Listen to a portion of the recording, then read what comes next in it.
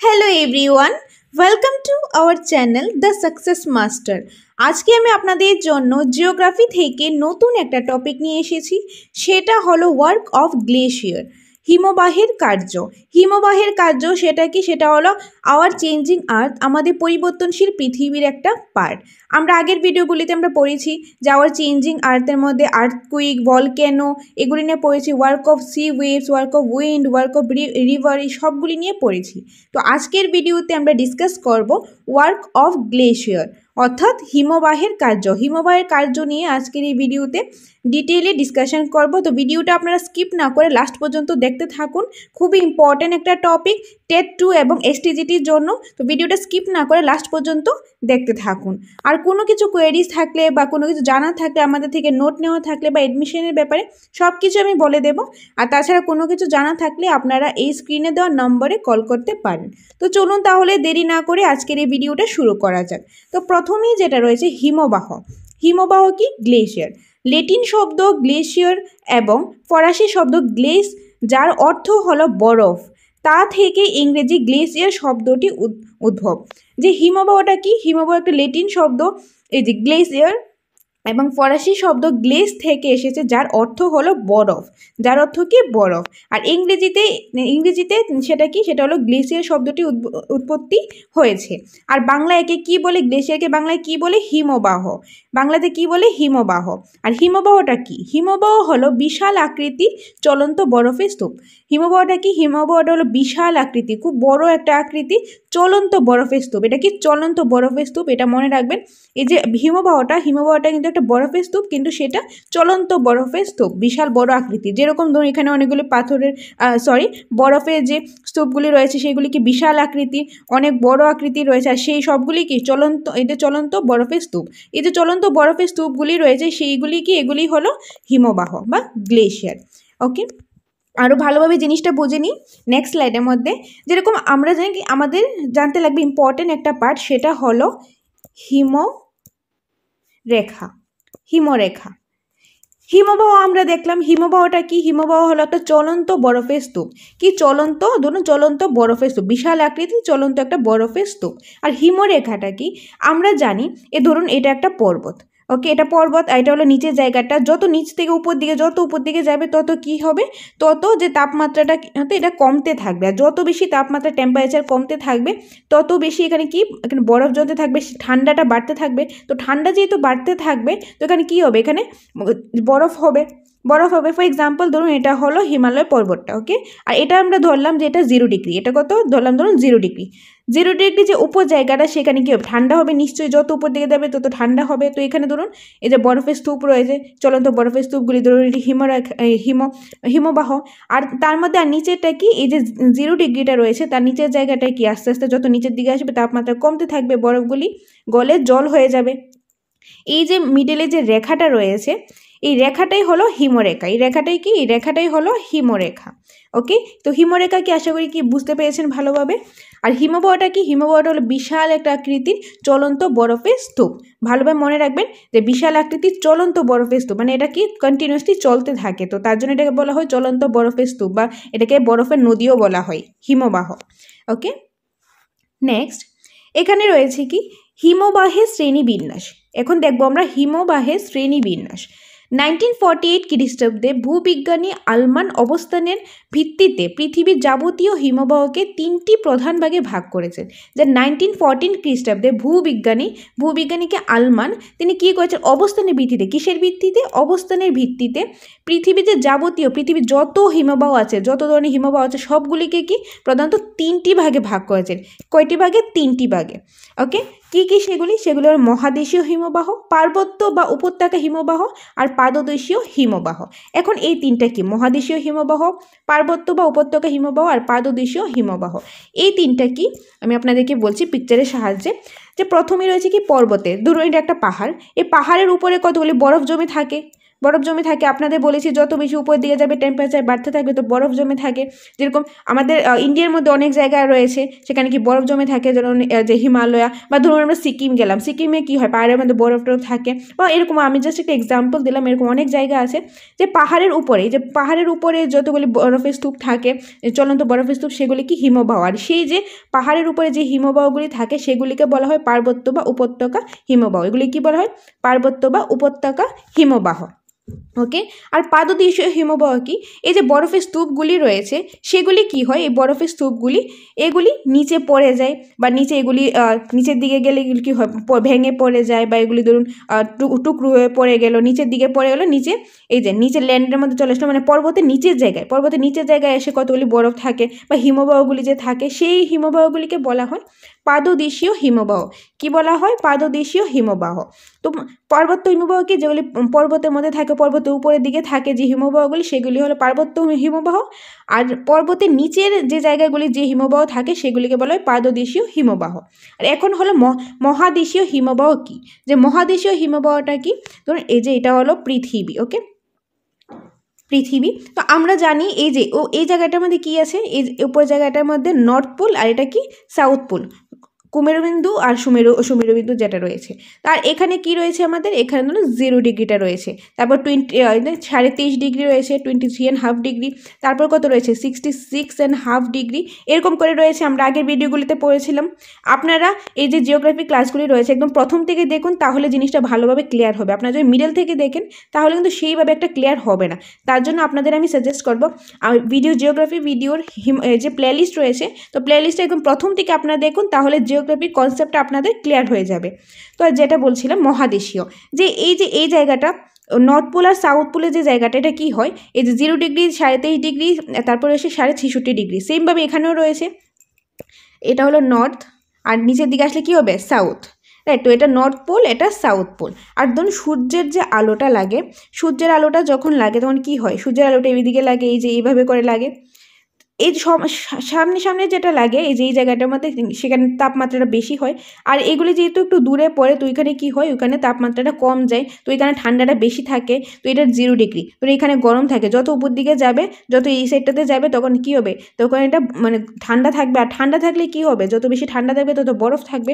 তো এই জায়গার মধ্যে যে বরফগুলো থাকে, এই যে নর্থ পোল বা এই জায়গাগুলি হিমবাহগুলি থাকে, যে বরফগুলি থাকে, চলন্ত বরফের স্তূপ, তো চলন্ত বরফের স্তূপকে কি বলে? হিমবাহ। আর এই হিমবাহ যে এখানে অবস্থিত থাকে সেগুলিকে বলা হয় মহাদেশীয় হিমবাহ। সেগুলিকে কি বলা হয়? মহাদেশীয় হিমবাহ। আশা করি বুঝতে পেরেছেন। আমি আবারও বলে দিচ্ছি, মহাদেশীয় হিমবাহটা কি? মহাদেশীয় হিমবাহটা হলো এই যে সুমেরুবৃত্ত আর কুমেরুবৃত্তর মধ্যে যখন মানে নর্থ পোল আর সাউথ পোলে যে অবস্থান, যে হিমবাহগুলি অবস্থান করে সেগুলিকে বলা হয় মহাদেশীয় হিমবাহ। পার্বত্য হিমবাহ কি? যে পাহাড়, যে একটা পর্বত রয়েছে, পর্বতের উপর দিকে যে বরফের স্তূপগুলি রয়েছে, চলন্ত বরফের স্তূপগুলি, সেগুলিকে বলা হয় পার্বত্য বা উপত্যকা হিমবাহ। আর পাদদেশীয় হিমবাহটা কি? বরফের নিচে যখন পাহাড়ের নিচের জায়গাগুলি যে বরফ স্তূপগুলি জমে থাকে, হিমবাহগুলি থাকে, সেগুলিকে বলা হয় পাদদেশীয় হিমবাহ। তো আশা করি এই তিনটা ভালোভাবে বুঝতে পেরেছেন। নেক্সট, এখন আমরা দেখে নেব কিছু এক্সাম্পল, হিমবাহের কিছু উদাহরণ দেখে নেব। তো প্রথমেই রয়েছে কি? কুমায়ুন হিমালয়ের গঙ্গোত্রী হিমবাহ থেকে গঙ্গা নদীর সৃষ্টি। যে যদি বলে গঙ্গা নদী কোন হিমবাহ থেকে সৃষ্টি, সেটা কি হবে? কুমায়ুন হিমালয়ের গঙ্গোত্রী হিমবাহ থেকে। কোন হিমবাহ থেকে? গঙ্গোত্রী হিমবাহ থেকে গঙ্গা নদীর সৃষ্টি হয়েছে। যদি আর ঘুরেও কোশ্চেন আসতে পারে, কুমায়ুন হিমালয়ের গঙ্গোত্রী হিমবাহ থেকে কোন নদীর সৃষ্টি হয়েছে? গঙ্গা নদীর সৃষ্টি হয়েছে। তারপর নেক্সট এক্সাম্পল, কুমায়ুন হিমালয়ের যমুনেত্রী হিমবাহ থেকে যমুনা নদীর সৃষ্টি। আর যমুনেত্রী থেকে কি? যমুনা নদীর সৃষ্টি। নেক্সট, অ্যাটলান্টিকার ল্যাম্বার্ট পৃথিবীর বৃহত্তম মহাদেশীয় হিমবাহ। যে অ্যাটলান্টিকার যে ল্যাম্বার্ট রয়েছে, ল্যাম্বার্ট যে হিমবাহটা রয়েছে, সেটা হলো পৃথিবীর বৃহত্তম মহাদেশীয় হিমবাহ। যে দেখলাম এটা কিন্তু মহাদেশীয়। আমরা পড়েছিলাম কি? হিমবাহকে তিনটা করেছিলাম, মহাদেশীয়, পার্বত্য, আর একটা কি ছিল? পাদদেশীয়। তার মধ্যে থেকে একটা পার্ট মহাদেশীয়। তো অ্যাটলান্টিকার যে ল্যাম্বার্ট হিমবাহটা রয়েছে সেটা হলো পৃথিবীর বৃহত্তম মহাদেশীয় হিমবাহ। ভালোভাবে মনে রাখবেন জিনিসগুলি। নেক্সট, কারাকোরাম পর্বতের সিয়াচেন ভারতের দীর্ঘতম হিমবাহ। এখানে হিমবাহ হবে। ওকে, হিমবাহ। কারাকোরাম পর্বতের সিয়াচেন ভারতের দীর্ঘতম হিমবাহ। কারাকোরাম পর্বতের সিয়াচেনটা কি? ভারতের দীর্ঘতম হিমবাহ। তো এখন যদি বলে গঙ্গা নদী কোন হিমবাহ থেকে সৃষ্টি হয়েছে, সেটা কি হবে? সেটা হবে গঙ্গোত্রী হিমবাহ থেকে। কুমায়ুনের হিমালয়ের গঙ্গোত্রী হিমবাহ থেকে। যমুনা নদীর সৃষ্টি হয়েছে কুমায়ুন হিমালয়ের যমুনেত্রী হিমবাহ থেকে। আর পৃথিবীর বৃহত্তম মহাদেশীয়, যে বৃহত্তম মহাদেশীয় হিমবাহ হলে অ্যাটলান্টিকার ল্যাম্বার্ট হিমবাহ। আর যদি ভারতের দীর্ঘতম বলে, এখানে কিন্তু বৃহত্তম না, দীর্ঘতম বললো, ভারতের দীর্ঘতম হিমবাহ সেটা হলো কারাকোরাম পর্বতের সিয়াচেন হিমবাহ। এগুলি ভালোভাবে দেখে নেবেন, খুবই ইম্পর্ট্যান্ট এগুলি ভালোভাবে শিখে নেবেন। নেক্সট, এখন আমরা দেখব কি হিমবাহের কাজ দেখব। যে আমরা যখন আগে পড়েছিলাম যে আওয়ার চেঞ্জিং আর্থের মধ্যে পড়েছিলাম আমরা যে নদীর কার্য, তারপরে যে ওয়ার্ক অফ উইন্ড রয়েছে, সি ওয়েভস রয়েছে, এগুলি যে আমরা পড়েছিলাম, ওইগুলির মধ্যে আমরা সেমভাবে পড়েছিলাম যে তিন ভাগে কি কাজ করা হয়, তিন ধরনের কাজ করা হয়, কি? ক্ষয়, বহন আর সঞ্চয়। ঠিক সেমভাবে হিমবাহের মধ্যেও কি প্রধানত তিন ধরনের মাধ্যমে কাজ করা হয়। কি কি? সেটা ক্ষয় সাধন, বহন কার্য আর সঞ্চয় কার্য। মানে প্রথমে কি হয়? ক্ষয় হয়। ধরুন হিমবাহটা কি? হিমবাহটা হলো চলন্ত বরফের স্তূপ, যে চলন্ত বিশাল আকৃতির চলন্ত বরফের স্তূপ। তো এটা কি হয়? এটা প্রথমে কি হয়? এটা ক্ষয় হয়, কোনো না কোনো কারণে এটা ক্ষয় হয়, এটা বহন ওই জায়গা থেকে আরেক জায়গায় যায়, তারপর এটা কি ওই জায়গায় গিয়ে আরেক জায়গায় গিয়ে এটা জমতে থাকে। যখন জমে, অনেক বরফের স্তূপগুলি জমে, হিমবাহগুলি জমে, তখন এটা হয় সঞ্চয় কার্য। ওকে, আর আমরা মেনলি এখান থেকে যে ক্ষয় সাধন আর সঞ্চয় কার্য যেগুলি রয়েছে সেগুলিরই কিছু সৃষ্ট ভূমিরূপ নিয়ে আমরা আলোচনা করব। যে আগেরগুলির মধ্যে আমরা নদীর বলুন বা উইন্ডের বলুন যেগুলি রয়েছে, আমরা ক্ষয় কার্য আর সঞ্চয় কার্য নিয়ে আমরা আলোচনা করেছিলাম। এখানে বহন কার্যের আলাদাভাবে কোনো ভূমিরূপ সৃষ্টি হয় না। কিসের হয়? যে এখানে পর্ব আমরা কি ক্ষয় সাধনের জন্য, মানে ক্ষয় কার্যের জন্য সৃষ্ট কিছু ভূমিরূপ নিয়ে আলোচনা করব, আর সঞ্চয় কার্য নিয়ে কিছু ভূমিরূপ নিয়ে আলোচনা করব। এখন প্রথমে আমরা দেখে নিই ক্ষয় সাধনের মধ্যে কি কি ভূমিরূপ রয়েছে সেগুলি। ওকে, তার মধ্যেও ক্ষয় সাধনের মধ্যে আবার দুইটা ভাগ রয়েছে। কি? হিমবাহ প্রধানত দুইভাবে ক্ষয় সাধন করে থাকে। হিমবাহটা কি প্রধানত কয়ভাবে ক্ষয় সাধন করে? দুইভাবে। কি কি? উৎপাদন আর অবকর্ষ। এখন উৎপাদন আর অবকর্ষটা কি আমি আপনাদেরকে বলছি, পিকচারের সাহায্যে এটা ভালোভাবে বুঝিয়ে দিয়েছি। প্রথমে হলো কি ক্ষয় সাধন করে, মানে ক্ষয় কার্যটা যে হয় কয় ভাগে হয়? দুই ভাগে। ওকে, দুই ভাগে, উৎপাদন, অবকর্ষ। তো এখন উৎপাদনটা কি? উৎপাদনটা হলো, ধরুন কোনো একটা এখানে পাহাড় থাকলো, এখানে কতগুলি বরফের স্তূপ থাকলো, ওকে, অনেকগুলি হিমবাহ থাকলো, চলন্ত যে বরফের স্তূপগুলি এগুলি থাকলো। এগুলি কি হয়? এগুলি যখন ভেঙে টুকরো হয়ে পড়ে যায় তখন এটাকে বলে উৎপাদন। ওকে, ভেঙে যখন টুকরো হয়ে পড়ে যায় বা এখানে খুলে পড়ে যায়, পাহাড় থেকে খুলে পড়ে যায়, আলাদা হয়ে পড়ে যায়, তখন এটাকে বলা হয় উৎপাদন। ওকে, আর অবকর্ষ কোনটা? যখন এগুলি ধরুন ভেঙে পড়ে যাবে, বা এগুলি যেহেতু হিমবাহটা কি? হিমবাহটা আমরা পড়েছি, আগেই বলেছি আমি, চলন্ত বরফের স্তূপ। এটা মনে রাখবেন, চলন্ত বরফের স্তূপ। তো চলন্ত বরফের স্তূপ যেহেতু এটা চলন্ত, মানে এক জায়গা থেকে এক জায়গায় যায়। তো এক জায়গা থেকে আরেক জায়গায় যখন যায়, তার রাস্তার মধ্যে, তার পথের মধ্যে অনেক কঠিন শিলা থাকে, অনেক কিছু থাকে। তো ওইগুলির সাথে গিয়ে বরফের স্তূপটা কি হয়? ধাক্কা লাগে, এগুলি ঘষা লাগে। তো ঘষা লাগার কারণে কি হয়? অনেকটা জায়গায় মসৃণ হয়ে যায়। তো ওইটাকে বলে কি? অবঘর্ষ। তো এই দুইভাবে মসৃণ হয়ে যায়, যখন ঘষা লেগে বা মসৃণ হয়ে যায়, এগুলি কি হয়? একটু ক্ষয় হয়ে যায়। তো এই দুইভাবে ক্ষয় কার্যটা মানে কাজ হয়ে থাকে, ক্ষয় কার্যের সৃষ্টি হয়। তো হিমবাহ প্রধানত কয়ভাবে ক্ষয় সাধন করা হয়? দুইভাবে। কি কি? উৎপাদন আর অবকর্ষ।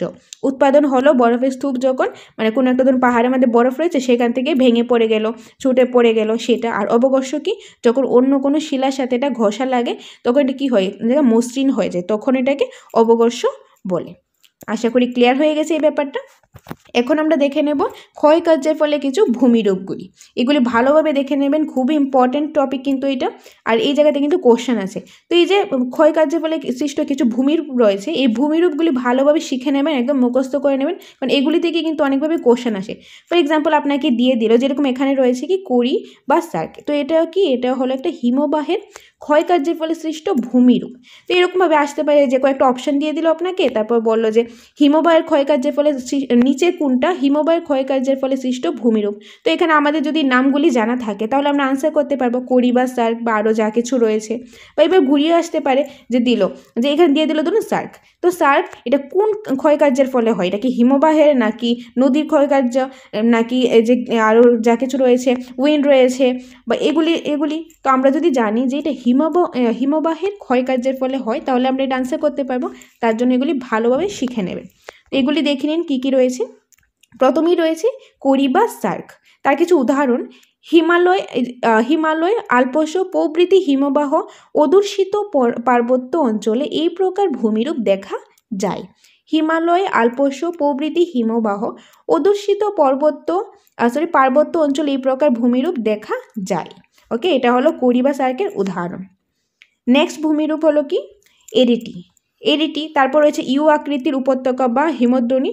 আর এই সবগুলি আমি ডিটেলসে আপনাদের আলোচনা করব। আগে নামগুলি দেখে নিন। প্রথমে পড়লাম কি করি বা সার্ক, তারপর রয়েছে এরিটি, তারপর রয়েছে ইউ আকৃতি উপত্যকা বা হিমদ্রোণী।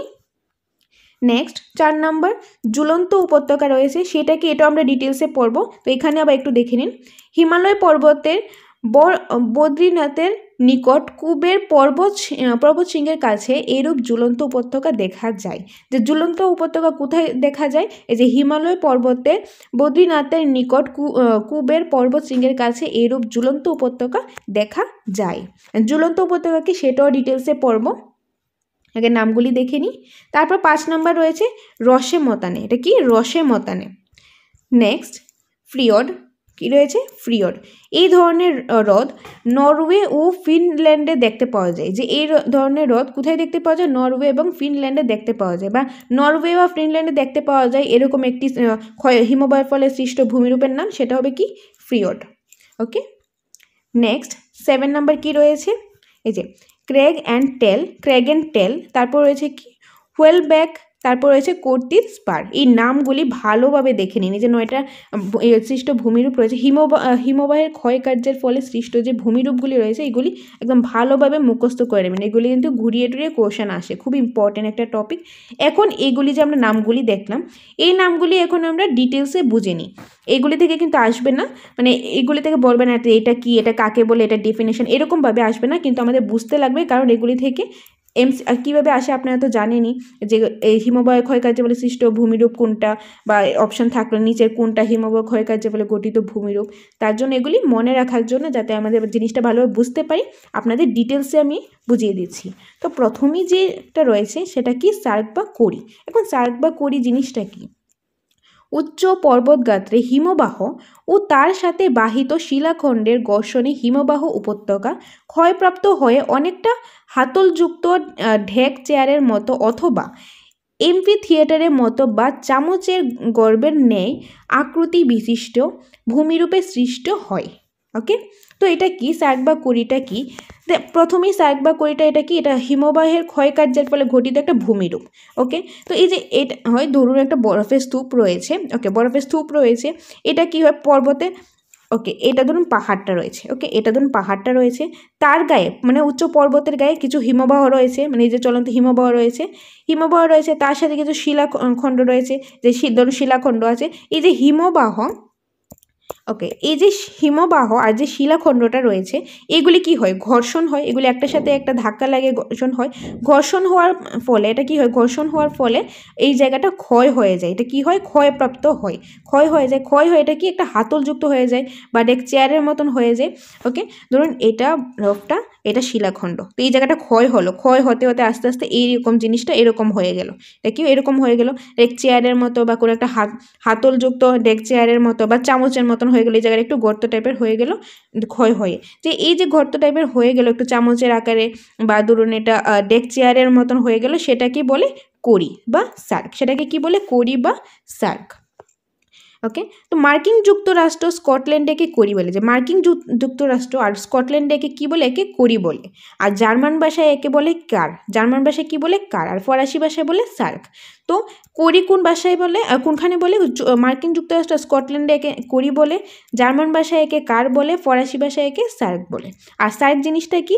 সার্ক একটা হলো একটা যে উচ্চ পর্বতের গায়ের মধ্যে হিমবাহ থাকে, এই হিমবাহ আর শিলাখণ্ড যখন একসাথে ঘর্ষণ হয়, মানে একটার সাথে সাথে একটা একটু ধাক্কা লাগে বা একটু ঘর্ষণ হয়, তখনই এটা কী হয়, ক্ষয়প্রাপ্ত হয়, ক্ষয়প্রাপ্ত হয়ে যায় হিমবাহটা। ক্ষয় হয়, এটা কি হাতলযুক্ত, এই যে হাতলযুক্ত ঢেক চেয়ারের মতন হয় বা এরকম টাইপের হয়ে যায়। ধরুন এটা আগে এরকম ছিল, এটা ক্ষয়, এই জায়গাটা ক্ষয় হয়ে গেল, এরকম হয়ে যায়, তখন এটাকে কড়ি বা সার্ক বলে। এই যে ধরুন এরকম হয়ে যায়, তখন এটাকে কি বলে, কড়ি বা সার্ক বলা হয়। ওকে, নেক্সট, বরফমুক্ত কড়ি বা সার্কের 3টি অংশ থাকে। যে বরফমুক্ত কড়ি বা সার্কের কয়টি অংশ থাকে, 3টি অংশ থাকে। সেগুলি কি কি, খাড়া মস্তক প্রাচীর, মধ্যভাগে বেসিন, আর সামনে চৌকাঠ বা কড়ি উষ্ট।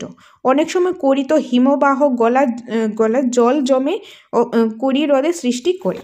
এটা কি 3টা অংশ থাকে, খাড়া বা ধরুন আমরা কি পড়েছিলাম, ক্ষয়প্রাপ্ত হয়, এরকম হয়ে গেল। মিডলে যে ভাগটা, এটা একটা বেসিনের মতন, বেসিনটা কীরকম থাকে, এরকম থাকে, মিডলে ভাগটা বেসিনের মতন আর কি, এটা খাড়া, এরকম খাড়া টাইপের থাকে, খাড়া টাইপের মিডলের জায়গাটা বেসিন থাকে, আর সামনের জায়গাটা কি চৌকাঠ টাইপের থাকে, কী টাইপের, চৌকাঠ টাইপের থাকে বা কড়ি উষ্ট টাইপের থাকে। আর যে হিমবাহগুলি রয়েছে, এগুলো অনেক সময় কী হয়, এগুলো অনেক সময় মানে জলটা, বরফটা গলে যায়, গলে কি হয়, জল হয়, আর এই জলটা দিয়ে অনেক সময় কী হয়, হ্রদেরও সৃষ্টি হয়ে থাকে। ওকে, নেক্সট, এরেট বা এরিটি। এরেট বা এরিটি কি, এটাও একটা হিমবাহ ক্ষয়কার্যের ফলে সৃষ্ট ভূমিরূপ। এখন এটা কি, এরিটিটা কি, দুইটি কড়ি পাশাপাশি ঘটিত হলে তাদের মধ্যবর্তী খাড়া প্রাচীরটি ক্ষয়প্রাপ্ত হয়ে শিরার আকারে অবস্থান করে, একে এরেট বা এরিটি বলে। যে দুইটি কড়ি, যে আমরা আগের এই ভূমিরূপটা পড়লাম কি, কড়ি বা সার্ক ছিল, ওইটা যদি এখানে একটা, এই যে এখানে একটা কড়ি, এখানে একটা কড়ি, ওকে, দুইটা কড়ি বা মানে কড়ি বা সার্ক যেটাই বলুন, কড়ি বা সার্ক রয়েছে, দুইটা যখন পাশাপাশি অবস্থান করছে, দুইটা যখন পাশাপাশি অবস্থান করছে, তখন তার মিডলের জায়গাটা কি হয়, আরও ক্ষয়প্রাপ্ত হয়, যে কড়ি রয়েছে এখানে ক্ষয়প্রাপ্ত হয়, এই জায়গাটা এই যে ক্ষয়প্রাপ্ত হতে থাকে, ক্ষয়প্রাপ্ত হয়ে এটা কি হয়, একটা শিরার আকারে অবস্থান করে, কি আকারে অবস্থান করে, শিরার আকারে অবস্থান করে, শিরার আকারে যখন অবস্থান করে এই যে এই জায়গাটা, তখন এটাকে কি বলে, এটাকে এরিটি বলা হয়। ওকে, আমি আবারও বলছি, ধরুন এটা একটা কড়ি, এটা একটা কড়ি, এটা আস্তে আস্তে ক্ষয়প্রাপ্ত হতে থাকে, এভাবে ক্ষয়প্রাপ্ত হতে থাকে কড়ি বা সার্ক। যখন এটা দুইটা পাশাপাশি অবস্থান করে, তখন এটা কিসের মতন হয়, একটা শিরা আকারে অবস্থান করে, এটা কি আকারে, এই যে শিরা আকারে অবস্থান করে, তখন এটাকে এই যে, তখন এটাকে এই যে শিরা আকারে অবস্থান করে, তখন এটাকে কি বলে, তখন এটাকে এরিটি বা এরেট বলা হয়। ওকে, নেক্সট, পিরামিড চূড়া। অ্যান্ড পিরামিড চূড়াটা কি, কোনো পর্বত শৃঙ্গের 3-4টি কড়ি পাশাপাশি অবস্থান করলে ক্ষয়ের ফলে পর্বত শৃঙ্গে অনেকটা পিরামিডের মতো দেখায়, একে পিরামিড চূড়া বলে। ওকে, যে কোনো পর্বত শৃঙ্গে, ধরুন এটা একটা পর্বত, ওকে, পর্বত, তো তার চারদিকে, তার মানে চারদিকে কি হয়, 3-4টি কড়ি থাকে, যে ধরুন তার এদিকে কড়ি আছে, এদিকে কড়ি আছে, এদিকে কড়ি আছে, সব দিকে মানে 3-4টি কড়ি রয়েছে। কড়ি যখন অবস্থান করে, তখন কী হয়, কড়িটা কি, সার্ক বা কড়িটা কি, এটাও একটা হিমবাহ ক্ষয়কার্য বলে সৃষ্ট ভূমিরূপ, এটা কি ক্ষয় হতে থাকে, ক্ষয় হয়েই তো এই ভূমিরূপটা সৃষ্টি হয়। তো এরকম একটা পাহাড়ের চারদিকে 3-4টা যখন কড়ি অবস্থান করে ক্ষয় হতে থাকে, তখন এটা অনেকটা কিসের মতন দেখায়, এটা অনেকটা মানে পিরামিডের চূড়ার মতন দেখায়, ওকে, পিরামিডের মতন দেখায়। এই যে পিরামিডের মতন যে দেখায়, এটাকে বলা হয় কি, এটাকে বলা হয় পিরামিড চূড়া। ধরুন এখানে একটা আছে, আমি আবারও দেখাচ্ছি, ওকে, এই যে ধরুন এটা একটা পাহাড়, ওকে, এটা একটা পাহাড়, তার আশেপাশে এখানে কড়ি রয়েছে, এখানে কড়ি রয়েছে, এখানে কড়ি, এগুলি ক্ষয়প্রাপ্ত হতে থাকে, ক্ষয়প্রাপ্ত হয়ে এগুলি এরকমভাবে হয়। তো এগুলিকে জমতে ক্ষয় হতে হতে এগুলি এই আকৃতির হয়। এই আকৃতি যখন হয়, যখন 3-4টা একসাথে পাশাপাশি অবস্থান করে, পর্বতের চারদিকে অবস্থান করে, তখন এটা পর্বত শৃঙ্গটা মানে উপর জায়গাটা কী হয়, একটা পিরামিডের মতন হয়, মানে এই যে এই আকৃতির হয়ে যায়। যখন পর্বত শৃঙ্গের মতন হয়, পিরামিডের মতন হয়, তখন যে এই চূড়াটা রয়েছে, এই চূড়াটাকেই বলা হয় পিরামিড চূড়া। এই চূড়াটাকে কি বলা হয়, পিরামিড চূড়া। নেক্সট, হিমদ্রোণী বা ইউ আকৃতি উপত্যকা। হিমদ্রোণী বা ইউ আকৃতি উপত্যকাটা কি, হিমবাহ কোনো নদী উপত্যকার মধ্য দিয়ে প্রবাহিত হলে হিমবাহের ক্ষয়কার্যের ফলে হিমবাহ উপত্যকা দেখতে ইংরেজি ইউ আকৃতির মতো হয়। যে হিমবাহ যদি কোনো নদী উপত্যকার মানে মধ্য দিয়েও প্রবাহিত হয়, যখন কোনো একটা নদী আছে, আর যে হিমবাহটা কি নদীর মধ্য দিয়ে, নদীর উপত্যকার মধ্য দিয়ে প্রবাহিত হয়, তখন হিমবাহ ক্ষয়কার্যের ফলে কি হয়, উপত্যকাটা দেখতে অনেকটা ইউ আকৃতির হয়ে যায়। কিসের মতন হয়ে যায়, ইউ আকৃতির, এই যে ইউ আকৃতির হয়ে যায়, এটা দিকটা আসে, এই তার মধ্যে দিয়ে অবস্থান করছে, এটা ইউ আকৃতির হয়ে যায়, কি হয়, ক্ষয় হয়ে, এই যে ইউ আকৃতি হয়ে যায়, এটাকে বলা হয় হিমদ্রোণী বা ইউ আকৃতির উপত্যকা। ওকে, এবং উপত্যকার পার্শ্ব ক্ষয় ও নিম্নক্ষয় সমান হয় বলে এইরূপ আকৃতি বিশিষ্ট হয়। আর উপত্যকাটা কি হয়, তার পার্শ্ব ক্ষয় হয়, মানে যে পাশ দিকেও ক্ষয় হয় আবার নিচের দিকেও ক্ষয় হয়, মানে পাশেও ক্ষয় হয় আবার নিচের দিকেও নিম্ন দিকে ক্ষয় হয় বলে এটা এরূপ আকৃতির হয়। কি আকৃতির হয়? ইউ আকৃতির হয়। হিমালয় পর্বতের বদ্রীনাথ থেকে নিচের দিকে তাকালে আকৃতি ইউ গিরিখাত দেখা যায়। যে হিমালয়ের মধ্যে যখন বদ্রীনাথ যে বদ্রীনাথ রয়েছে সেখান থেকে যদি আমরা নিচের দিকে তাকাই তখন এটা যে গিরিখাত রয়েছে সেটা কি আকৃতি? সেটা ইউ আকৃতি দেখা যায়। এই ইউ আকৃতি উপত্যকার মধ্যে বিভিন্ন আকৃতির হ্রদের সৃষ্টি হয়। আর এই যে ইউ আকৃতি উপত্যকা রয়েছে এখানের মধ্যে কি অনেকগুলি হ্রদের সৃষ্টি হয়, বিভিন্ন ধরনের হ্রদের সৃষ্টি হয়, মানে বিভিন্ন আকৃতির হ্রদের সৃষ্টি হয়। হিমালয়ের রূপকুণ্ড এরূপ একটি হ্রদ। যে হিমালয়ের রূপকুণ্ডের মধ্যে এরূপ একটি হ্রদ রয়েছে। ওকে, তো ইউ আকৃতিটা কি? বেসিক্যালি ইউ আকৃতি বা হিমদ্রোণী উপত্যকা হলো হিমবাহটা যদি কোনো নদীর উপত্যকার মধ্য দিয়ে প্রবাহিত হয় তখন হিমবাহ ক্ষয় কার্যের ফলে হিমবাহ উপত্যকা ইংরেজি আকৃতি ইউর মতন হয়। ধরুন একটা নদী রয়েছে হিমবাহ তার মাঝখান দিয়ে যাচ্ছে, তার মধ্য দিয়ে প্রবাহিত হচ্ছে, কারণ হিমবাহটা কি চলন্ত একটা বরফের স্তূপ, তো এটা তো চলতে পারে, এক জায়গা থেকে এক জায়গায় যেতে পারে। তো নদীর মধ্য দিয়ে যাচ্ছে, নদী উপত্যকার মধ্য দিয়ে যাচ্ছে, তখন কি হয়, এটা ক্ষয় কার্যের ফলে হিমবাহটা ইউ আকৃতির হয়ে যায়। আর তাছাড়া উপত্যকাটা কি পাশ দিয়ে এবং নিচে দিয়ে, মানে পার্শ্ব ক্ষয় এবং নিম্ন ক্ষয়, পাশে ক্ষয় হয় এবং নিচেও ক্ষয় হয় বলে, মানে সমান মানে এদিকেও ক্ষয় হয় এদিকেও ক্ষয় হয় বলে এটা এই আকৃতিটা একটা ইউ আকৃতির হয়ে যায়। তার জন্য এটাকে হিমদ্রোণী বা ইউ আকৃতি উপত্যকা বলা হয়। ওকে, আর তাছাড়া হিমালয় পর্বতের বদ্রীনাথ থেকে নিচের দিকে যদি তাকায় তাহলে তখনও এই গিরিখাতটা ইউ আকৃতির দেখা যায়। আর এই ইউ আকৃতির যে রয়েছে সেটাকে বিভিন্ন আকৃতির হ্রদের সৃষ্টিও করে থাকে। হিমালয়ের রূপকুণ্ড এরূপ একটি হ্রদ। হিমালয়ের রূপকুণ্ডটা কি? এটা একটি হ্রদ। কি হ্রদ? কিসের থেকে সৃষ্টি হয়েছে? যে ইউ আকৃতি, মানে এরকম আকৃতির এটা দেখা যায়। ওকে, তো আশা করি বুঝতে পেরেছেন হিমদ্রোণী এবং ইউ আকৃতির যে উপত্যকাটা রয়েছে। তারপর রয়েছে কি 5 নাম্বার ঝুলন্ত উপত্যকা। এখন ঝুলন্ত উপত্যকাটা কি? অনেক সময় প্রধান হিমবাহের সাথে কিছু উপহিমবাহ দেখা যায়, কিন্তু প্রধান হিমবাহ গভীর ও চওড়া হওয়াতে উপহিমবাহ প্রধান হিমবাহের সাথে মিলতে পারে না, তাই উপহিমবাহ প্রধান হিমবাহের উপর ঝুলন্ত অবস্থায় থাকে, তাই একে বলে ঝুলন্ত উপত্যকা। তো ঝুলন্ত উপত্যকা, এটা নাম দেখে বোঝা যাচ্ছে যে এটা ঝুলন্ত কিছু একটা ঝুলছে এরকম। যেহেতু হিমবাহ আসবে তো অবভিয়াসলি হিমবাহটাই ঝুলছে। ধরুন প্রধান একটা হিমবাহ, বড় একটা হিমবাহ রয়েছে, তার সাথে তার আশেপাশে আরও ছোট ছোট কিছু হিমবাহ রয়েছে। এটা ধরুন মেইনটা বড়টা, তার আশেপাশে আরও ছোট ছোট কিছু হিমবাহ রয়েছে। তো এগুলির সাথে প্রধান যে হিমবাহটা, মেইন যে হিমবাহটা বড়টা, সেটার সাথে লেগে থাকে। আর এটা নিশ্চয়ই যে বড় হিমবাহটা এটা অনেকটা গভীর থাকবে, অনেক বেশি বড় থাকবে, চওড়া থাকবে। আর চওড়া থাকাতে বা বড় থাকাতে এটা কি হয়, এটার সাথে একদম ভালোভাবে মিলতে পারে না। এটা একটু লেগে থাকে, মানে এটা ঝুলে থাকে। তার জন্য এটা ঝুলে যেহেতু থাকে, এই উপহিমবাহগুলি যে প্রধান হিমবাহের সাথে এইভাবে ঝুলে থাকে, তার জন্য এটাকে বলা হয় ঝুলন্ত উপত্যকা। ওকে, আশা করি বুঝতে পেরেছেন। নেক্সট 6 নাম্বার রসে মতানে। কারণ রসে মতানে কি? হিমবাহের প্রবাহ পথে কোনো কঠিন শিলাখণ্ড উঁচু হয়ে ডিবির আকারে অবস্থান করলে ক্ষয়কার্যের ফলে হিমপ্রবাহের দিকটি অবকর্ষ প্রক্রিয়া মসৃণ ও বিপরীত দিকটি উৎপাদন প্রক্রিয়ায় বড় খবরে অসমতল ও ফাটলযুক্ত হয়ে যায়, একে রসে মতানে বলে। ওকে, তো রসে মতানেটা কি? হিমবাহের প্রবাহ পথে, হিমবাহটা কি? হিমবাহটা যে আগেই বলেছি কি চলন্ত বরফের স্তূপ, চলন্ত মানে এক জায়গাতে এক জায়গায় যায়, তার জন্য হিমবাহটা যখন প্রবাহিত হবে মানে এক জায়গাতে এক জায়গায় যাবে তখন কি তার প্রবাহ পথে, তার রাস্তার মধ্যে এই যে এটা ধরুন একটা এই যে হিমবাহ। ওকে, তো এটা কি? এটা এক জায়গাতে এক জায়গায় যাবে, তো তার রাস্তার মধ্যে কি, তার রাস্তার মধ্যে অনেক শিলাখণ্ড থাকবে, উঁচু উঁচু ধরনের শিলাখণ্ড থাকলো ডিবির আকারে অবস্থান করে। তো হিমবাহটা যখন এই দিকে যাবে তখন এটা কি হয়, এটার সাথে ধাক্কা লাগে বা মানে ঘষা লাগে, তো অবঘর্ষ হয়। এই অবঘর্ষের ফলে যারা কিছু মসৃণ হয়ে যায় বা তার যে সেটা ক্ষয় হয়ে যায়। ওকে, ক্ষয় হওয়াতে কি হয়, এটা ক্ষয় হওয়াতে কি হয়, যেটা এই যে এইভাবে ক্ষয় হয়ে যায় বা মসৃণ হয়ে যায় বা এই জায়গাটা ফেটে যায়, ফাটলযুক্ত হয়ে যায়, আর একই বলা হয় যে ক্ষয় হয়ে যায় বা ফেটে যায়, এই জায়গাটাকে কি বলা হয়? রসে মতানে। একই কি বলে? রসে মতানে। এখন রসে মতানে কোথায় দেখা যায়? সিন্ধু ও লিডার নদীর উপত্যকায় রসে মতানে দেখা যায়। যদি বলে যে রসে মতানে কোথায় দেখা যায়? সিন্ধু ও লিডার নদীর উপত্যকায় রসে মতানে দেখা যায়। তো আশা করি জিনিসটা বুঝতে পেরেছেন। ওকে, নেক্সট এখন পড়ব আমরা হিমবাহ সঞ্চয় কার্যের ফলে সৃষ্ট ভূমিরূপগুলি। যে আমরা আগে পড়েছি কি হিমবাহ ক্ষয়কার্যের ফলে যে সৃষ্ট ভূমিরূপগুলি, সেগুলি নামগুলি দেখেছি আর আমরা ডিটেলসে এগুলি বুঝেও নিয়েছি। এখন পড়ব সঞ্চয় কার্যের ফলে।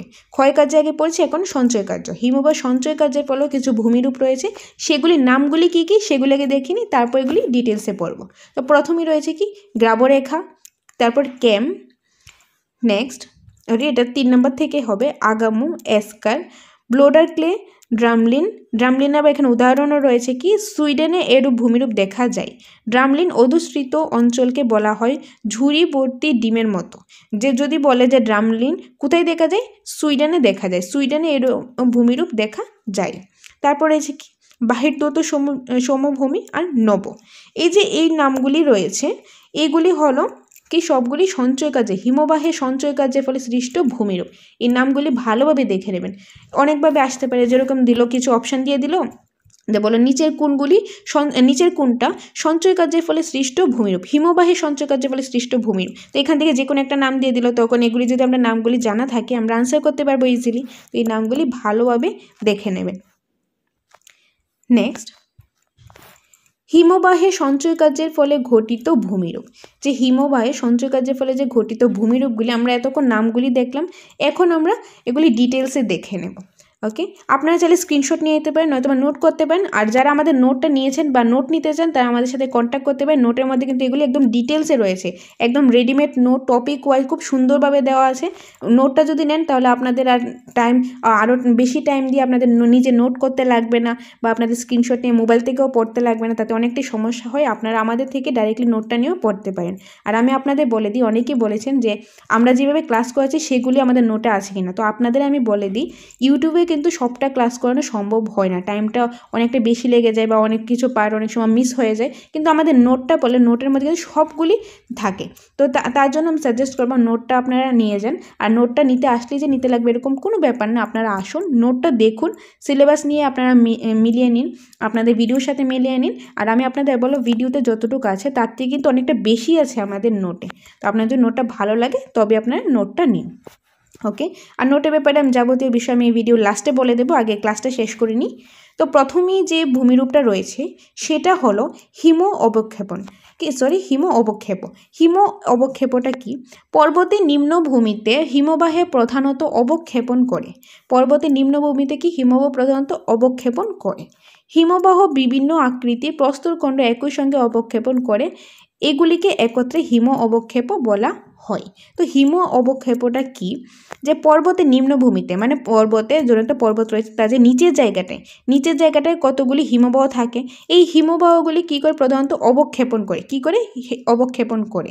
আর এই যে বিভিন্ন হিমবাহ রয়েছে, এই হিমবাহ বিভিন্ন আকৃতি রয়েছে, একটা বড় রইলো, আর একটা ছোটো রইলো, আর একটা অন্য কোনো সাইজের রইলো। এই যে এগুলি সবগুলি যখন একসাথে অবক্ষেপণ করে তখন এগুলিকে হিম অবক্ষেপ বলে। ওকে, মানে পর্বতের নিচের জায়গাটায় কিছু হিমবাহ থাকে, হিমবাহ অবক্ষেপণ করে। আর যখন বিভিন্ন আকৃতির বিভিন্ন প্রস্তরখণ্ডে একই সঙ্গে, মানে ধরুন বড় আকৃতিটা, ছোট আকৃতি বা যেরকম আকৃতিরই হিমবাহ থাকে সেগুলি যখন মানে একসাথে সবগুলি অবক্ষেপণ করে তখন এগুলিকে একত্রে হিম অবক্ষেপ বলা হয়। Next drumlin. এখন ড্রামলিনটা কি? ব্লোডার ক্লে অধ্যুষিত অঞ্চলে অনেক সময় শিলাস্তূপ সমূহ সারিবদ্ধভাবে উল্টানো নৌকো বা চামচের মতো অবস্থান করে। এরূপ ভূমিরূপকে ড্রামলিন বলে। এরূপ ভূমিরূপকে কি বলা হয়? ড্রামলিন বলে। ড্রামলিনটা কি? যে ব্লোডারকে অধ্যুষিত অঞ্চলে কি অনেক সময় শিলাস্তূপগুলি সারিবদ্ধভাবে মানে একের পর এক লাইন ধরে কি হয় উল্টো নৌকার মতো বা চামচের মতন। তো নৌকাটা এমনিতে কি এরকম থাকে, ধরুন আমরা এখানে একটা নৌকা আঁকলাম, আমার ড্রয়িংয়ে দেখবে না, ড্রয়িংয়ে জাজ করবে না, আমি ড্রয়িংয়ে সে একটা ভালো না, ধরুন এটা নৌকা আঁকলাম জাস্ট এমনিতে এক্সাম্পলের জন্য। এটা কিরকম? উল্টো নৌকা, মানে উল্টোভাবে থাকে। ওকে, উল্টোভাবে ধরুন থাকে, বা ধরুন চামচের মতন থাকে। এরকম চামচের মতন অবস্থান করে সেটাকে বলা হয় কি ড্রামলিন, সেটাকে কি বলা হয় ড্রামলিন। ওকে, ভূতাত্ত্বিক ফ্লিন্টের মতে যে ভূতাত্ত্বিক ফ্লিন্টের মতে কি একটি আদর্শ ড্রামলিন 1 থেকে 2 কিলোমিটার দীর্ঘ এবং 400 থেকে 600 মিটার প্রস্থ হয় এবং 15 থেকে 30 মিটার উঁচু হয়। এগুলি ভালোভাবে মনে রাখবেন, একদম শিখে নেবেন যে ভূতাত্ত্বিক ফ্লিন্ট তার মধ্যে কি বলেছে যে আদর্শ একটা ড্রামলিন, মানে একদম আদর্শ ড্রামলিনটা কি 1 থেকে 2 কিলোমিটার দীর্ঘ হবে, 400 থেকে 600 মিটার প্রস্থ হবে আর 15 থেকে 30 মিটার উঁচু হবে। কোনো স্থানে একাধিক ড্রামলিন পাশাপাশি অবস্থান করে তাকে ডিম ভর্তি ঝুড়ির মতো মনে হয়। আচ্ছা, কোনো একটা জায়গার মধ্যে যদি মানে অনেকগুলি ড্রামলিন, ধরুন এই যে ড্রামলিন এরকম করে অনেকগুলি থাকে, ওকে, অনেকগুলি একসাথে মানে পাশাপাশি অবস্থান করে, তখন এটাকে এরকম দেখলে মনে হয় যেমন একটা ঝুড়ির মধ্যে অনেকগুলি ডিম রয়েছে, একদম ডিম ভর্তি করে কোনো একটা ঝুড়ি রয়েছে, এরকম দেখতে মনে হয়। তাই ড্রামলিন অধ্যুষিত অঞ্চলে বাস্কেট অফ এগস রিলিফ বলে। তাই ড্রামলিনকে কি অধ্যুষিত অঞ্চলে কি বলে বাস্কেট অফ এগস রিলিফ বলে। ওকে, যদি বলে বাস্কেট অফ এগস রিলিফ বলা হয় মানে কোন ভূমিরূপটাকে, সেটা কি হবে ড্রামলিন। বহু ড্রামলিন একত্রে জলাভূমি সৃষ্টি করে আর বহু ড্রামলিন একসাথে হয়ে কিসে সৃষ্টি করে জলাভূমির সৃষ্টি করে। উত্তর ইউরোপে এরূপ ভূপ্রকৃতি দেখা যায়, আর উত্তর ইউরোপে এরূপ ভূপ্রকৃতি দেখা যায়, যে এরূপ ভূপ্রকৃতি ড্রামলিন যে এরূপ ভূপ্রকৃতি রয়েছে এটা কোথায় দেখা যায় উত্তর ইউরোপে। ওকে, আশা করি ড্রামলিনটা আপনাদের ক্লিয়ার হয়ে গেছে। নেক্সট আগামো। এখন আগামোটা কি? এটাও একটা ভূমিরূপ, যে হিমবাহের সঞ্চয়কার্যের ফলে সৃষ্ট একটি ভূমিরূপ। এখন আগামোটা কি? হিমবাহিত বিভিন্ন আকৃতির শিলাখণ্ড বিস্তীর্ণ অঞ্চল জুড়ে একত্রে সঞ্চিত হয়। এদের মধ্যে বড় আকৃতির শিলাখণ্ডকে আগামো বা ইরাট্রিক্স বলে। এর কি বলে? ইরাট্রিক্স বলে। এর সঙ্গে স্থানীয় শিলার কোনো সাদৃশ্য দেখা যায় না, কারণ হিমবাহ এগুলিকে অনেক দূর থেকে বহন করে আনে। কাশ্মীরের পহেলাগাঁওতে এরূপ আগামো দেখা যায়। যে আগামোটা কি? যে হিমবাহটা কি চলন্ত একটা বরফের স্তূপ, বিশাল আকৃতির থাকে, এটা মানে অনেকটা অঞ্চল জুড়ে বড় বিশাল একটা হিমবাহ থাকে এগুলি। ওকে, বরফের স্তূপটা থাকে। এই যে বরফের স্তূপগুলি কী হয়, এটা একটা চলন্ত, এক জায়গা থেকে আরেক জায়গায় যায়, আর তার মধ্যে থেকে যে সবচেয়ে বড় আকৃতির যে শিলাখণ্ডটা থাকে তাকেই বলা হয় আগামো বা ইরাটিকস। ওকে, আগামো বা ইরাটিকস বলা হয়, যে বড় আকৃতির যে থাকে। আর এগুলি কি হয়, এগুলি তো এক জায়গা থেকে আরেক জায়গায় যায়, যে এক জায়গা থেকে আরেক জায়গায় গেলে তাই কি হয়, দেখো ওইখানে যে স্থানীয় যে কিছু শিলা দেখা যায়, স্থানীয় কিছু শিলা থাকে, স্থানীয় শিলার সাথে এগুলির কোনো মিল হয় না। কেন মিল হয় না? কারণ এই যে হিমবাহগুলি এগুলি অনেক দূর থেকে মানে এক জায়গা থেকে আরেক জায়গায় বহন করে, ধরুন এটা জায়গায় এখান থেকে এখানে বহন হলো, তো এখান থেকে এখানে যখন বহন হয়ে আসবে তখন এটা কি হয়, বহন হয়ে এসে যখন এখানে সঞ্চিত হবে, জমা হয়ে একটা ভূমিরূপ সৃষ্টি করবে, এই যে তখন এই হিমবাহটা কি হয়, ভূমিরূপটা কি হয়, তখন এই ভূমিরূপটা মানে লোকাল যেগুলি থাকে, লোকাল যে ভূমিরূপগুলি থাকে এগুলির সাথে সাদৃশ্য দেখা যায় না, মানে মিল দেখা যায় না। কেন মিল দেখা যায় না? এগুলি তো স্থানীয়, এগুলি এখানেরই, কিন্তু এটা অন্য জায়গা থেকে এসেছে, তার জন্য কোনো মিল দেখা যায় না। যেরকম একটা এক্সাম্পলও রয়েছে কাশ্মীরের পহেলা গাঁওতে এরূপ আগামো দেখা যায়, যে কাশ্মীরে পহেলা একটা গাঁও আছে, সেখানের মধ্যে এরকম আগামো দেখা যায়। মানে কাশ্মীরের মধ্যে কী হয়, ওইখানে ভূমিরূপ অলরেডি রয়েছে, হিমবাহ অলরেডি রয়েছে, কিন্তু হিমবাহ অন্য জায়গা থেকে যখন বহন হয়ে এখানে আসলো, এখানে বড় আকৃতি থাকে, তখন এটার সাথে অন্যটির কোনো মিল দেখা যায় না। কেন মিল দেখা যায় না? কারণ এটা বহন হয়ে এক জায়গা থেকে আরেক জায়গায় এসেছে, এক জায়গা থেকে আরেক জায়গায় বহন হয়ে এসে এটা সঞ্চিত হয়ে এই যে হিমবাহটা হয়েছে, ভূমিরূপটা হয়েছে। ওকে, নেক্সট ব্লোডার ক্লে বা টিলা। ব্লোডার ক্লে বা টিলাটা কি? হিমবাহ গলে গেলে তার নিচে বালি, কাদা, নুড়ি, কাঙ্কর ইত্যাদি সঞ্চিত হয়ে যে ভূমিরূপ গঠন করে তাকে ব্লোডার বা টিলা বলে। ওকে, তো ব্লোডার বা টিলাটা কি? ব্লোডার ক্লে বা টিলাটা হিমবাহটা যখন গলে যায়, হিমবাহটা কি চলন্ত একটা বরফের স্তূপ, তো বরফের স্তূপটা যখন এটা গলে যায়, বরফের স্তূপ এটা যখন গলে যায় তখন তার নিচে অনেকগুলি বালি, কাদা, নুড়ি, কাঙ্কর ইত্যাদিগুলি কি হয়, সঞ্চিত হতে থাকে, মানে জমা হতে থাকে, জমা হয়ে একটা ভূমিরূপ গঠন করে, জমা হয়ে কি করে একটা ভূমিরূপ গঠন করে। আর এই যে ভূমিরূপটা রয়েছে সেই ভূমিরূপটাই কি ব্লোডার বা টিলা বলা হয়। ওকে, তো হিমবাহটা কি হয়, গলে যায়, গলে তার নিচে বালি, কাদা, নুড়ি, কাঙ্কর এগুলি জমা হতে থাকে, সঞ্চিত হয়ে একটা ভূমিরূপ গঠন করে, আর এই ভূমিরূপটাকে বলা হয় ব্লোডারকে বা টিলা। ওকে, সাধারণত ব্লোডারকের ক্ষেত্রে প্রস্তরখণ্ড ও টিলার ক্ষেত্রে শক্ত কাদা প্রাধান্য দেখা যায়। আর সাধারণত কি নর্মালি কি দেখা যায়, ব্লোডারকের ক্ষেত্রে কি প্রস্তরখণ্ড থাকে, আর টিলার ক্ষেত্রে কি থাকে, শক্ত কাদার প্রাধান্য দেখা যায়। এটা আশা করি ক্লিয়ার হয়েছে। নেক্সট, এস্কার। ওকে, এস্কার ব্লোডারকে সঞ্চিত অনেক অঞ্চল সময় বালুকা প্রস্তরখণ্ড দ্বারা আঁকাবাঁকা অনুচ্চ শৈলশিরা দেখা যায়, এদের নাম এস্কার। তো এস্কারটা কি, আমরা আগে কি ভূমিরূপ পড়েছিলাম, ব্লোডারকে। ওকে, ব্লোডারকে যখন ব্লোডারকে সঞ্চিত হয়, ব্লোডারকেটা যখন জমা হয়, তখন অনেক সময় কি হয় যে বালুকা প্রস্তরখণ্ড এগুলি দ্বারা একটু আঁকাবাঁকা অনুচ্চ শৈলশিরা গঠিত হয়, মানে আঁকাবাঁকা হয়, কি সেটা গঠিত হয়, এরকম আঁকাবাঁকা একটু গঠিত হয়। ওই এরকম শৈলশিরাটা যে রয়েছে সেটাকে বলা হয় এস্কার। এটাকে কি বলা হয়, এস্কার। এদের উচ্চতা মোটামুটি 25 মিটার থাকে, 25 মিটার পর্যন্ত থাকে, আর লম্বায় থাকে 1 কিলোমিটার থেকে 100 কিলোমিটার বা বেশি দীর্ঘও হয়। আর ফিনল্যান্ডে এস্কার দেখা যায়, তো ফিনল্যান্ডে কী দেখা যায়, এস্কার দেখা যায়। ওকে, তো এস্কারটা কি আমি আবারও বলছি, এস্কারটা হলো ব্লোডারকে সঞ্চিত হয় অনেক সময় কী হয় যে বালুকা প্রস্তরখণ্ড দ্বারা এগুলি আঁকাবাঁকা অনুচ্চ শৈলশিলা দেখা যায়, এদেরকে এস্কার বলে। ব্লোডারকে সঞ্চিত হয় অনেক সময় বালুকা প্রস্তরখণ্ড দ্বারা এগুলি মানে আঁকাবাঁকা, এরকম আঁকাবাঁকা হতে শৈলশিলা দেখা যায়, এদেরকে কি বলে, এস্কার। আর এস্কারের উচ্চতা মোটামুটি 25 মিটার পর্যন্ত হয়ে থাকে, আর লম্বায় 1 থেকে 100 কিলোমিটার হতে পারে বা এর বেশি দীর্ঘও হতে পারে। আর ফিনল্যান্ডে এস্কার দেখা যায়। নেক্সট, কেমটা কি, হিমবাহ যেখানে গলতে শুরু করে সেখানে নুড়ি, কাঙ্কর, বালি ইত্যাদি সঞ্চিত হয়ে ত্রিকোণাকার বদ্বীপের ন্যায় ভূমিরূপে সৃষ্টি করে, এইরূপ ভূমিকে কেম বলা হয়। যে হিমবাহ যখন গলতে থাকে, হিমবাহটা কি বরফের স্তূপ, তো এটা যখন গলতে থাকে, গলতে শুরু হয়, যখন হিমবাহ এটা যখন গলাটা শুরু করে, তখন গলাটা শুরু করলে কি হয়, এখানে নুড়ি, বালি, কাঙ্কর এখানে জমা হয়, নুড়ি, বালি, কাঙ্কর জমা হয়, তার যে নিচে থাকে জমা হয়, বা তার মধ্যে যেগুলি থাকে জমা হয়, এগুলি কি হয়, ত্রিকোণ আকৃতির হয়, মানে ট্রায়াঙ্গেল টাইপের হয়। তার জন্য এগুলিকে বদ্বীপ ন্যায় ভূমিরূপে সৃষ্টি করে। এটা ট্রায়াঙ্গেল বা এই যে বর মতন, বাংলাতে বর মতন এগুলি ভূমিরূপ সৃষ্টি করে। এই যে ভূমিরূপটা সৃষ্টি হয় একেই কেম বলা হয়। ওকে, একে কী বলা হয়, একে কেম বলা হয়, মানে ত্রিকোণাকৃতি ট্রায়াঙ্গেলের মতন যখন হয় তখন এটাকে, যে ভূমিরূপটা সৃষ্টি হয় এটাকে কেম বলা হয়। নেক্সট, ভ্যালি ট্রেনটা কি, বহির্ভূত সমভূমি যখন নদী দ্বারা বিচ্ছিন্ন হয় তখন তাকে ভ্যালি ট্রেন বলে। ভ্যালি ট্রেনটা কি, বহির্ভূত সমভূমি যখন নদী দ্বারা বিচ্ছিন্ন হয় তখন তাকে ভ্যালি ট্রেন বলে। নেক্সট, নব ও ক্যাটেলটা কি, হিমবাহ ঘর্ষণের ফলে সৃষ্ট কোনো অবনমিত অঞ্চলে বিভিন্ন আকৃতির শিলাখণ্ড যে ভূমিরূপ গঠন করে তাকে নব অ্যান্ড ক্যাটেল বলে।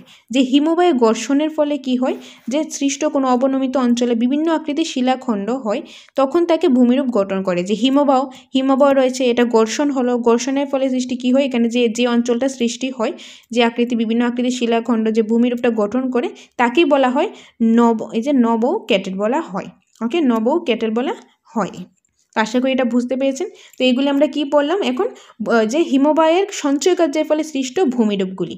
ওকে, তো আজকে আমরা কি পড়লাম সেটা আমি একবার আপনাকে আবারও দেখিয়ে দিচ্ছি, আপনারা চাইলে স্ক্রিনশট নিতে পারেন, আদারওয়াইজ আপনারা নোটস করে রাখতে পারেন, আর নয়তো বা আমাদের থেকে নোটটা নিতে পারেন। আর আমি আপনাদের বলবো, ভিডিওতে কিন্তু সব সময় পুরোটা টপিক করানো সম্ভব হয়ে থাকে না, তাও আমি যথাসম্ভব চেষ্টা করেছি যে কভার করার জন্য সবগুলি। তারপরে যদি আপনাদের কোনো কনফিউশন থাকে আপনারা আমাদের থেকে নোটটা নিতে পারেন, নোটের মধ্যে কিন্তু সম্পূর্ণ বিষয়টা একদম ডিটেইলে ডিসকাশন আছে, তার সাথে এমসিকিউ রয়েছে। ওকে, তো আমি আপনাদের একবার দেখিয়ে দিচ্ছি। প্রথমে কি পড়লাম আমরা, হিমবাহটা কোথায় থেকে আসলো, হিমবাহটা কি সেটা নিয়ে পড়লাম, হিমরেখা কি সেটাও পড়লাম, তারপর পড়লাম হিমবাহের শ্রেণী বিভাগ, যেটা 3 ভাগে, কি মহাদেশীয়, পার্বত্য, পাদদেশীয়, এগুলি কি আমরা ডিটেইলি ডিসকাস করলাম, তার সাথে আমরা এক্সাম্পলও দেখে নিলাম যে কোথায় এগুলি দেখা যায়। তারপর পড়লাম হিমবাহের কিছু উদাহরণ, যে খুব ইম্পর্টেন্ট এগুলি। তারপর রয়েছে হিমবাহের কাজ, হিমবাহের প্রধানত 3 ধরনের কাজ রয়েছে, কি ক্ষয় সাধন, বহন কার্য আর সঞ্চয় কার্য। তারপর ক্ষয় কার্যকে আবার 2 ভাগে ভাগ করা যায়, কি উৎপাদন ও অবকর্ষ, কি সেটা আমরা ডিটেলসে পড়লাম। তারপর পড়লাম হিমবাহ ক্ষয় কার্যের ফলে সৃষ্ট কিছু ভূমিরূপ, এগুলির নামগুলি আমরা দেখে নিলাম, আর তার সাথে সাথে আমরা ডিটেইলে একদম ডিসকাস করলাম যে ভূমিরূপগুলি রয়েছে, হিমবাহের ক্ষয়কার্যের ফলে যে ভূমিরূপগুলি রয়েছে একদম ডিটেলসে আমরা আলোচনা করলাম। আর আমাদের নোটের মধ্যে কিন্তু খুব সুন্দরভাবে দেওয়া আছে, আপনারা দেখলেই বুঝতে পারবেন। আর যারা নোটটা নেবেন তাদের নোটটা আসলে নিতে লাগবে এরকম কোনো ব্যাপার না, আপনারা আসুন, নোটটা দেখুন, ভালো লাগলে তবে আপনারা নোটটা নিন। তারপর এখানে পড়লাম হিমবাহ সঞ্চয় কার্যের ফলে সৃষ্ট ভূমিরূপ। তো এখানে আগে আমরা নামগুলি দেখে নিলাম, নামগুলি ভালোভাবে মুখস্থ করে নেবেন, এগুলি থেকে কিন্তু অনেক ইম্পর্টেন্ট কোশ্চেন আসে। তারপরে রয়েছে এগুলি কি ডিটেলে ডিসকাশন করলাম, এগুলি আপনাদেরকে খুব ভালোভাবে বুঝিয়ে দিলাম, আশা করি আপনারা বুঝতে পেরেছেন, ভালোভাবে দেখে নিন। তো এই ছিল আজকের এই ভিডিওটা, আজকের এই টপিকটা। তো আজকে কী ছিল টপিকটা? হিমবাহের কার্য, যে ওয়ার্ক অফ গ্লেসিয়ার নিয়ে আমরা পড়লাম। নেক্সট আমরা নতুন একটা টপিক নিয়ে আসবো জিওগ্রাফি থেকে, খুব ইম্পর্ট্যান্ট একটা টপিক নিয়ে আসবো। আর আপনাদের আমি বলে দিই, আমাদের এখানে সাকসেস মাস্টার যে নোটটা রয়েছে সেটার প্রাইসটা হলো 3000 টাকা। ওকে, সেটার প্রাইসটা 3000 টাকা, টেট টু 3000 টাকা। ওকে, 3000 টাকা, যেটার মধ্যে আপনারা একদম সবগুলি সাবজেক্ট পেয়ে যাবেন, একদম টপিক ওয়াইজ খুব সুন্দরভাবে সিলেবাসের সাথে মিলিয়ে একদম খুব সুন্দরভাবে দেওয়া আছে, আমাদের এক্সপার্ট টিচারদের দ্বারা তৈরি হয়েছে আমাদের টেট টু যে নোটটা 3000 টাকা, যার মধ্যে একদম ডিটেলসে রয়েছে কনসেপ্ট প্লাস এমসিকিউ। ওকে, কনসেপ্ট প্লাস এমসিকিউ রয়েছে। ওকে, আর তাছাড়া আমাদের এখানে যে একটা এডমিশন রয়েছে, আমাদের এখানে নিউ ব্যাচ অফলাইন কোচিং রয়েছে, সেটা আমি এডমিশন প্রসেসটা একটু বলে দিই। আপনারা যদি এডমিশন হতে চান তাহলে আমাদের সাথে কন্ট্যাক্ট করতে পারেন। তো এডমিশন যে প্রসেসটা রয়েছে সেটা আমি বলে দিচ্ছি। 5000 টাকা হলো আমাদের এডমিশন ফিস, আর মান্থলি ফিসটা হলো 500 টাকা। ওকে, যার মধ্যে আপনার সপ্তাহে 2 দিনই ক্লাস হবে। নতুন যে ব্যাচটা 2 সপ্তাহ হলো শুরু হয়েছে, সেটার মধ্যে হলো শনি রবিবারে। ওকে, স্যাটারডে সানডে দুপুর 1টা থেকে ক্লাসটা স্টার্ট হয়। সায়েন্স এবং আর্টস দুটোই আছে আমাদের কাছে, নোটও সায়েন্স এবং আর্টস দুটোই আছে। সায়েন্সের হলে সায়েন্স নিন, আর্টসের হলে আর্টস নিন। ইভেন আমাদের কাছে ককবরকও রয়েছে, আপনাদের যেটা দরকার আপনারা নিতে পারেন ফুল নোটস। ওকে, আমরা কিন্তু ইন্ডিভিজুয়াল নোটস দিই না, যে আপনারা কেউ চাইলেন যে শুধু সিডিপি নেবেন, সেটা আমরা দিই না, আপনার থেকে ফুল নোটসটাই নিতে লাগে। তো টেট টু শুধু নোটেরটা হলো 3000 টাকা, আর এডমিশন হলে 5000 টাকা। তার মধ্যে সপ্তাহে 2 দিন ক্লাস পাবেন, নোটটা পাবেন, আপনাদের জেরক্স করতে লাগবে না, আমরাই দিয়ে দেবো। অফলাইন এবং অনলাইন মক টেস্টও আপনারা পেয়ে যাবেন। ওকে, আশা করি সম্পূর্ণ বিষয়টা বুঝতে পেরেছেন। আর যদি আমাদের ক্লাসগুলি ভালো লাগে আপনারা লাইক করে দেবেন, কমেন্ট করবেন, শেয়ার করে দেবেন আপনাদের যে ফেলো ক্যান্ডিডেট আছে তাদের সাথে, ফ্রেন্ডসদের সাথে। আর আপনারা কমেন্ট করে জানাবেন আপনাদের নেক্সট কোন ভিডিও চাই, কোন টপিকটা চাই, আপনাদের নিড অনুসারে আমরা ক্লাস নিয়ে আসবো। আর আশা করি আমাদের ক্লাসগুলি আপনাদের ভালো লাগছে। আমাদের চ্যানেলটা যদি আপনাদের কাছে হেল্পফুল মনে হয় তাহলে সাবস্ক্রাইব করে দিন। ওকে, আর তাছাড়া আমাদের একটা all Tripura free mock test গ্রুপও রয়েছে, সেখানে ফ্রিতে একদম মক টেস্ট হয়, রোজ মক টেস্ট হয়। তো প্রতিনিয়ত মক টেস্ট হয়, আপনারা যারা গ্রুপে আছেন তারা জানেন কিভাবে মক টেস্টটা দিতে হয়। যারা এখনও গ্রুপে নেই, এই ভিডিওর কমেন্ট সেকশনে লিঙ্ক দেওয়া থাকবে, আপনারা লিঙ্কে ক্লিক করে গ্রুপে অ্যাড হতে পারেন। ওকে, গ্রুপে অ্যাড হয়ে প্রতিনিয়ত আপনারা মক টেস্টটা দিতে পারেন। আর তাছাড়া এডমিশনের ব্যাপারে বা নোটের ব্যাপারে বা মক টেস্ট বা কোনো কিছু জানার থাকলে, কোনো কোয়েরিজ থাকলে আপনারা স্ক্রিনে দেওয়া নম্বরে কল করতে পারেন। নম্বরটা হলো 6000934052 নম্বরে, এই নম্বরে কল করতে পারেন। আশা করি সম্পূর্ণ বিষয়টা আপনাদের ক্লিয়ার হয়েছে, আজকের ক্লাসটাও ভালোভাবে ক্লিয়ার হয়েছে। আপনার এই ক্লাসটা, আপনার এটা কনসেপ্ট ক্লাস নিয়ে আসলাম। নেক্সট এই ক্লাস থেকে আমরা কিছু ইম্পর্টেন্ট এমসিকিউ নিয়ে আসবো, তো সেটাও দেখবেন আপনারা, তাহলে একটা ক্লিয়ার হয়ে যাবে আপনার সম্পূর্ণ বিষয়টা। তো আশা করি ভালো লেগেছে। তো থ্যাঙ্কস ফর ওয়াচিং।